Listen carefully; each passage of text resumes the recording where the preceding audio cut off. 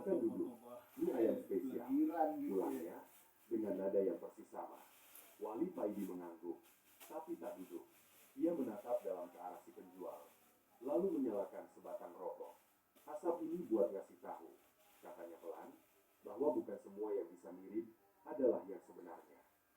Rokok itu menyala terang sekali, walau sinar matahari sudah tinggi.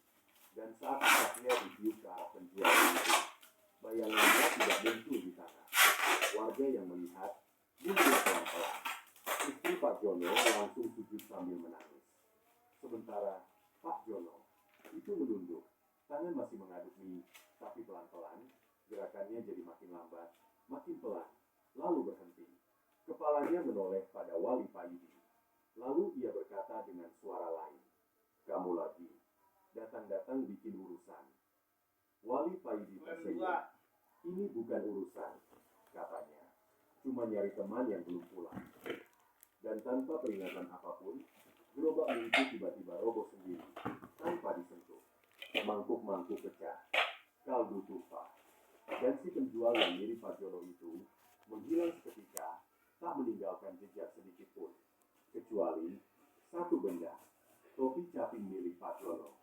Basah oleh kuah dan masih hangat. Wali Paidi memungut topi itu pelan. Ia pandangi sebentar, lalu berkata lirih, "Satu orang lagi yang belum bisa pulang. Kayaknya saya harus mulai hitung." Ia berdiri, menatap ke arah lapangan pasar malam yang kini kosong di siang hari. Tapi angin yang berembus dari sana masih membawa bau kemenyan. Wali Paidi berdiri mematung, matanya menatap tajam ke arah lapangan yang sudah seharusnya kosong. Namun bau kemenyan yang terbawa angin itu terlalu pekat, terlalu nyata untuk dianggap kebetulan. Bukan seperti sisa dupa biasa, melainkan bau pintu yang belum tertutup. Bukan sembarang pintu, tapi pintu ke ruang yang hanya dibuka oleh yang tak terlihat. Siang itu, tak ada pasar. Lapangan terlihat biasa. Rumput-rumput bergoyang pelan.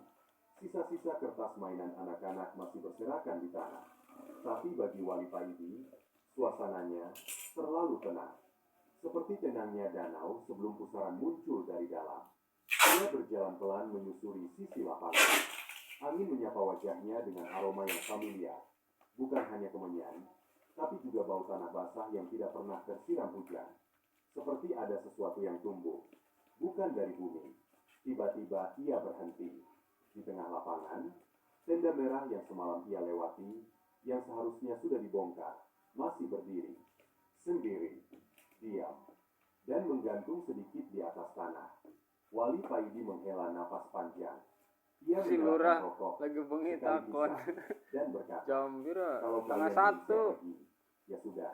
Aku balik yang can datang." Langkahnya pelan, tapi setiap pijakan terasa dalam. balas Semakin dekat ia ke tenda itu, suasana sekeliling ikut berubah.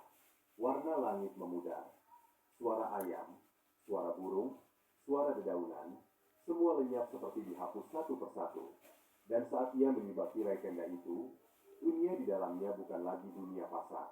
Ia masuk ke ruang yang dia dekati padat. Lampu-lampu digantung rendah. Kacanya berwarna hijau pucat.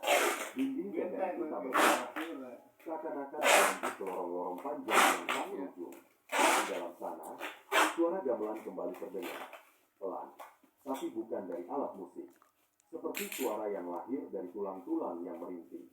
Tiba-tiba, dari balik tirai pojok, muncul sesosok bayangan. Perempuan, berjubah putih. Rambut panjang menjuntai hingga menyapu lantai. Wajahnya tertutup kain hitam. Ia berjalan perlahan sambil membawa cermin kecil. Dan saat Wali Paidi mendekat, perempuan itu berhenti. Lalu menyodorkan cermin itu. Wali Paidi menatap ke dalamnya. Dan yang ia lihat bukan bayangannya sendiri, melainkan wajah-wajah orang desa yang hilang. Si kecil Nur, Pak Jono, seorang anak muda, seorang nenek, seorang ibu menggendong bayi. Semua wajah itu diam, tidak berkedip, seolah sedang tertidur dalam kaca. Cermin ini hanya menampakkan yang lupa pulang. Ujar perempuan itu, suaranya bergema jauh. Wali Paidi tak menjawab. Ia memandangi wajah-wajah itu dengan mata teduh, lalu berkata, "Kalau begitu, sudah saatnya aku mengantar mereka pulang."